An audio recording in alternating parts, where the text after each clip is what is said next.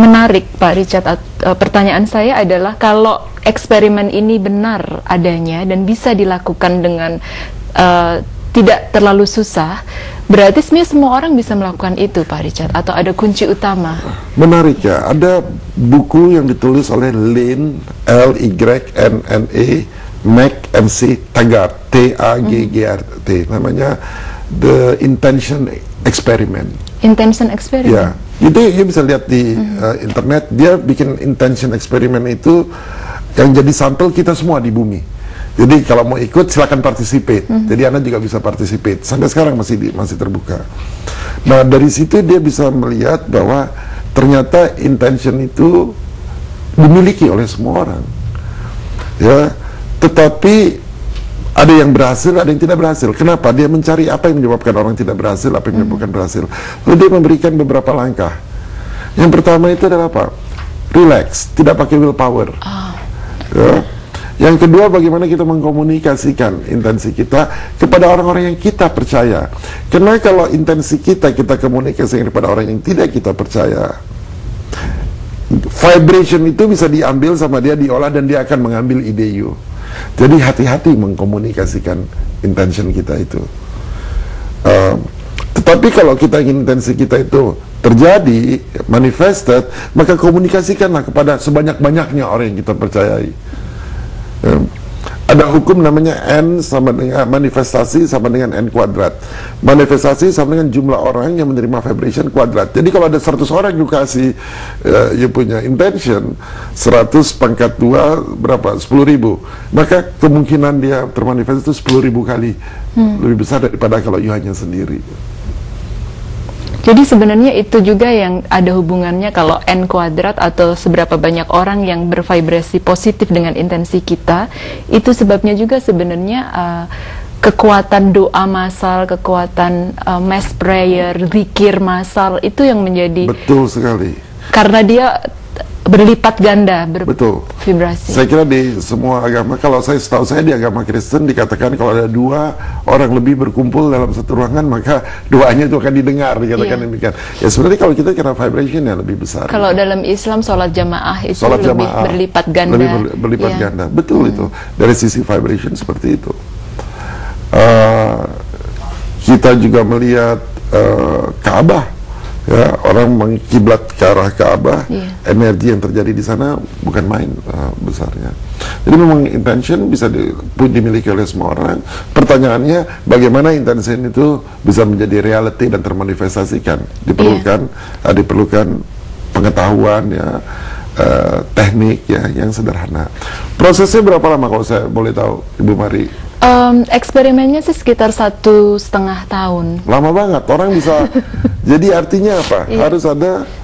Jadi sebenarnya integritas. Itu bisa dipercepat sebenarnya, ya. Bisa dipercepat. Dengan cara apa, Pak?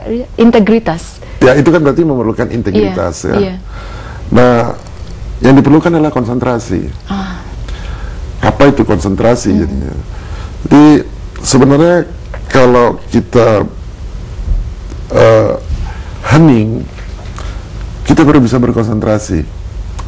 Yang kita lihat sama ini aktivitas kita selalu keluar, tapi kita hening, kita konsentrasi ke dalam. Jadi yang ke dalam kita konsentrasi, intention kita apa?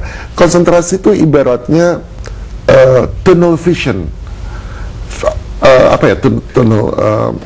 Lorong. Yang dimana kita bisa melihat.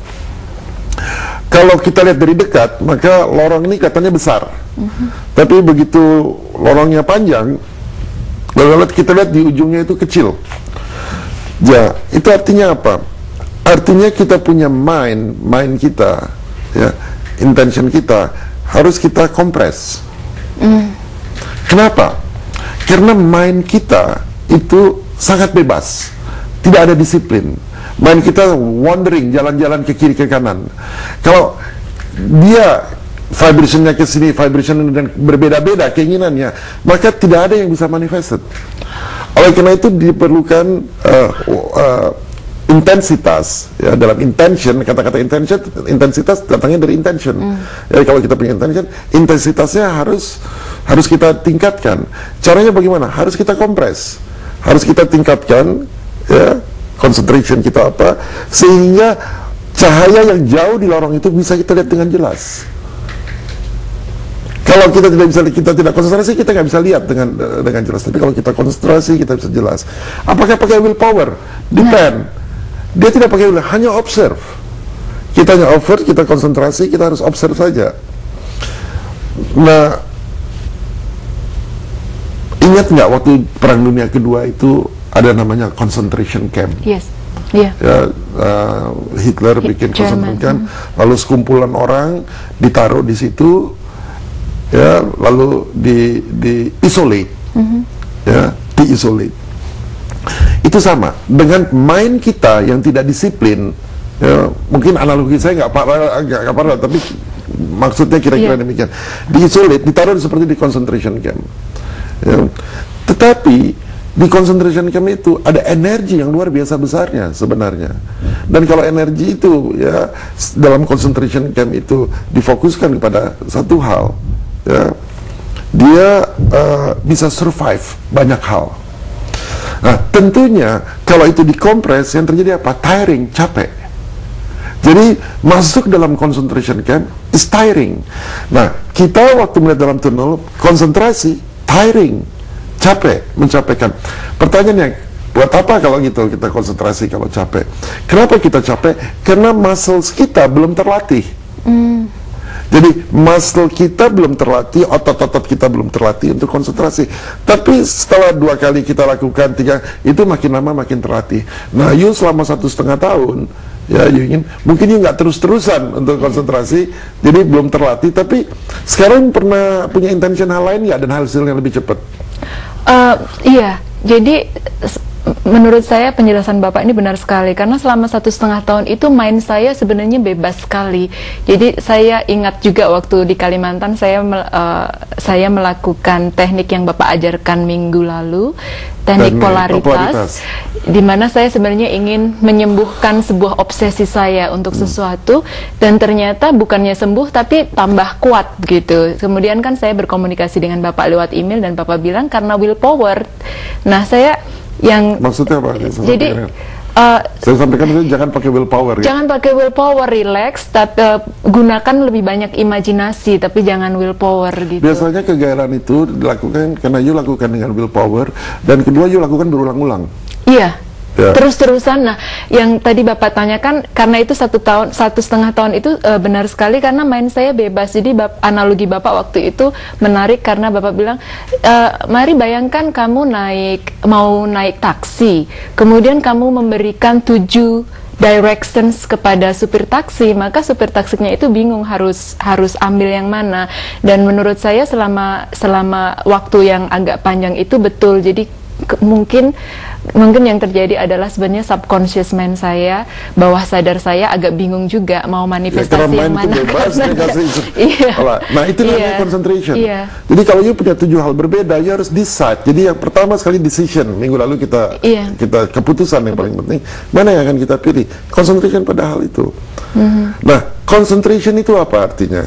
Concentration itu adalah you larut dalam objek atau dalam hal yang you inginkan, dan you tidak mempedulikan hal lain. Itu namanya concentration. Larut dalam hal itu, you concentrate. Nah, persoalannya, kalau you harus 1,5 tahun seperti itu, you kan nggak bisa bersosialisasi. Ya, muscles-nya dilatih. Karena kalau kita sudah terlatih untuk melakukan concentration itu, akhirnya mungkin nggak perlu lagi 1 tahun, mungkin 1 bulan, akhirnya tidak perlu 1 bulan, mungkin 1 minggu, mungkin tidak perlu 1 minggu, akhirnya 3 minggu. Dalam proses penyembuhan, healing, bisa pakai power of intention, ya, dengan concentration. Concentration itu bukan seperti hipnosis, concentration very relaxation sebenarnya. Fokusnya apa, intention kita apa, kita vibrate, kita intention juga, kita visualisasikan ada vibration, dan sembuh orang itu. Bagaimana cara melatih konsentrasi itu, Pak? Kalau kita saya terus terang banyak melakukan meditasi. Jadi kalau Bapak tadi bilang kan konsentrasi itu kita larut di dalam objek tanpa mempedulikan yang lain. Nah, pada saat meditasi saya menggunakan tubuh fisik saya dan juga pikiran saya sebagai objek. Apakah ini cara yang benar menurut Bapak atau ada teknik lain? Diberlakukan tubuh